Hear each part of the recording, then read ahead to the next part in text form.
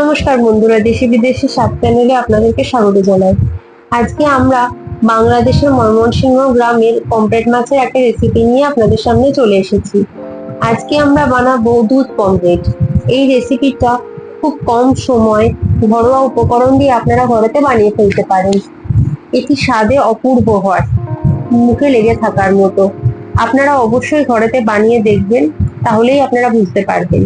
তো আসুন দেখে নেওয়া যাক বাংলাদেশের সেই দুধ পমফ্রেট মাছের রেসিপিটি।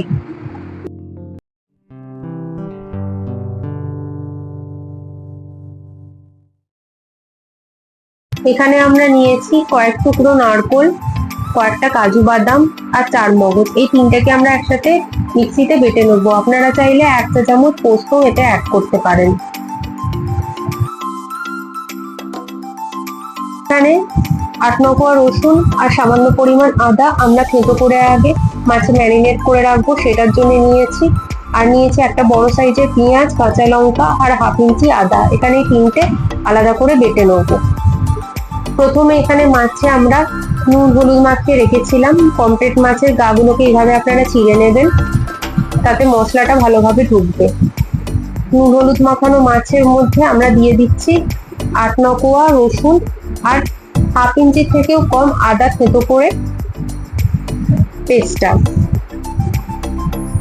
এই দুটো ইনগ্রেডিয়েন্টস আপনারা থেঁতো করে মাছের গায়ে মাখিয়ে দেবেন ভালো করে। সাথে দিচ্ছি 4 ভাগের 1 ভাগ লেবুর রস। আমি এখানে পাতি লেবুর রস ব্যবহার করেছি। এবার ওই আদা রসুন থেঁতো করাটা আর লেবুর রস আমরা একসাথে পমফ্রেট মাছের গায়ে চেপে চেপে ভালো করে মাখিয়ে নেবো, যাতে মশলাটা ভালোভাবে মাছের মধ্যে ঢোকে। মাখিয়ে আমরা 10 মিনিটের জন্য ম্যারিনেট করে রাখবো।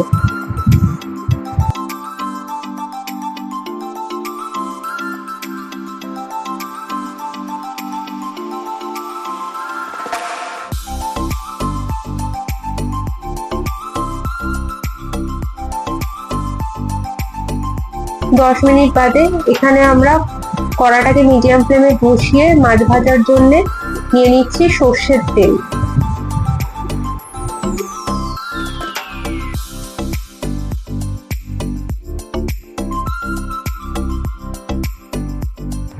দেখুন আমাদের তেল গরম হয়ে গেছে।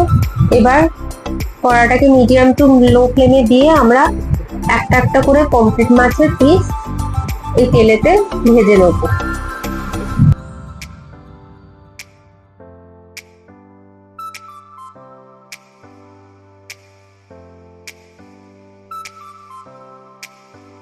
আমাদের একটা সাইড ভাজা হয়ে গেছে।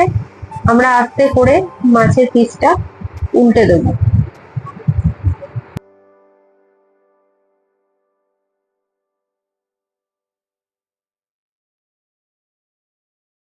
আমাদের দুটো সাইডই ভাজা হয়ে গেছে। এবারে আমরা মাছগুলোকে একটা অন্য পাত্রে তুলে রেখে দেবো। ওই একই ভাবে আর এক পিস মাছ আমরা তেলেতে ভেজে নেব।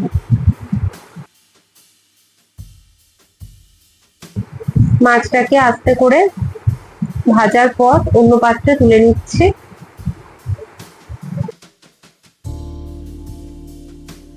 এবার ওই তেলের মধ্যেই আমরা দিয়ে দেবো একটা শুকনো লঙ্কা আর কয়েকটা দানা গোটা জিরে।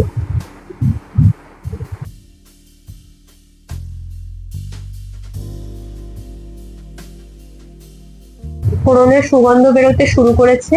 এবারে আমরা ওই ফোড়নের ওপর দিয়ে দেবো আগে থেকে বেটে রাখা আদা, কাঁচা লঙ্কা আর পেঁয়াজের পেস্ট। এখানে আমরা একটা বড় সাইজের পেঁয়াজ নিয়েছিলাম, 1/2 ইঞ্চির থেকেও কম আদা আর দুটো কাঁচা লঙ্কা, তার পেস্ট মিক্সিতে করে রেখেছিলাম, সেটাই আমরা এই ফোড়নের ওপরে দিয়ে দিলাম।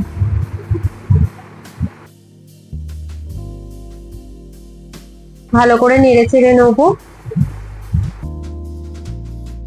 এবারে আমরা দিয়ে দিচ্ছি আগে থেকে পেস্ট করে রাখা কাজু বাদাম, 4 মগজ আর নারকেল।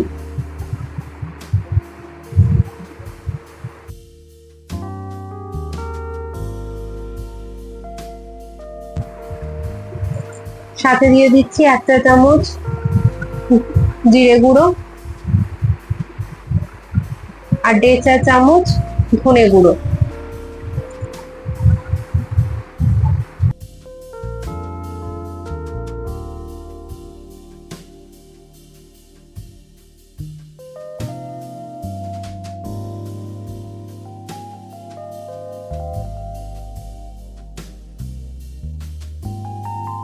মশলাটা ভালো করে কষবো, তার জন্য ভালো করে নেড়েচেড়ে দিয়ে দেবো সামান্য মশলার বাটি ধোয়া জল।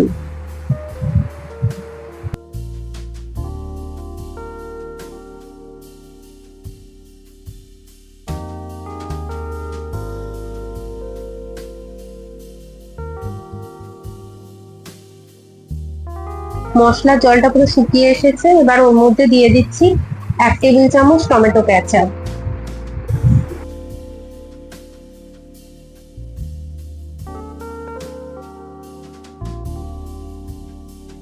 ভালো করে নেড়েচেড়ে আমরা দিয়ে দিচ্ছি বাটি ধোয়া জল।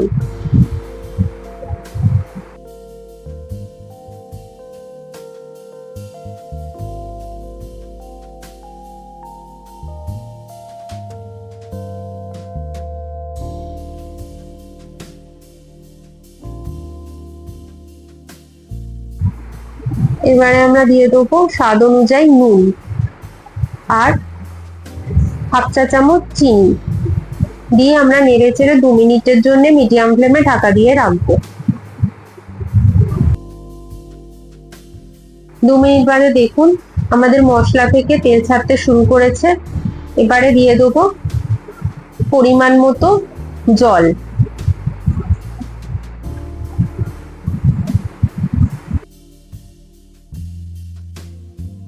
সাথে দিয়ে দেবো একটা চেরা কাঁচা লঙ্কা দিয়ে আমরা গ্রেভিটাকে ফুটতে দেবো ঢাকা দিয়ে। দেখুন গ্রেভিটা ফুটতে শুরু করেছে। এবারে আমরা মাছের পিসগুলো এক এক করে আস্তে করে গ্রেভির মধ্যে দিয়ে দেবো।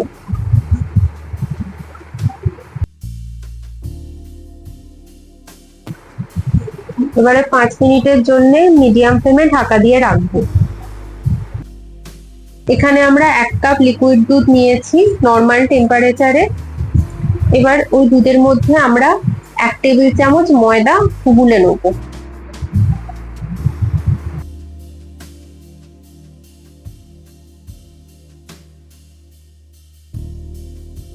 ভালো করে গুলে সাইডে সরিয়ে রাখবো।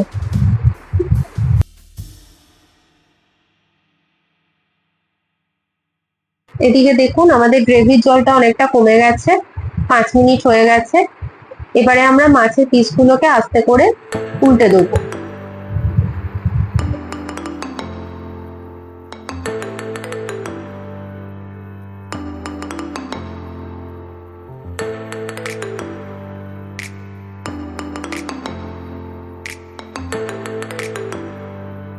এবারে আমরা ওই মাছের গ্রেভির মধ্যে দিয়ে দেবো ময়দা গোলা দুধটা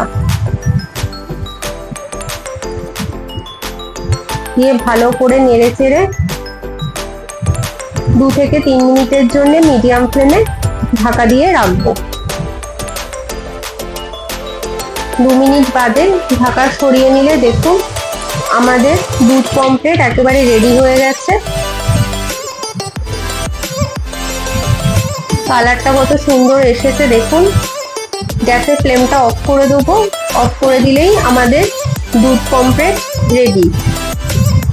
আপনারা এই দুধ পমফ্রেট গরম গরম ভাতের সাথে অথবা রুটির সাথে পরিবেশন করতে পারেন।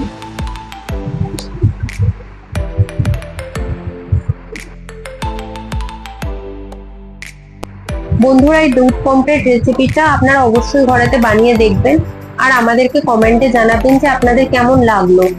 আর বন্ধুরা আপনাদের যদি আমাদের আজকের এই রেসিপিটি ভালো লেগে থাকে তাহলে অবশ্যই আমাদের চ্যানেলটিকে সাবস্ক্রাইব করবেন, লাইক করবেন, শেয়ার করবেন, তাহলে সকলে জানতে পারবে।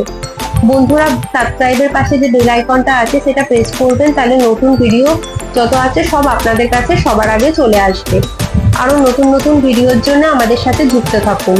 আজকে এতটুকুই, ধন্যবাদ।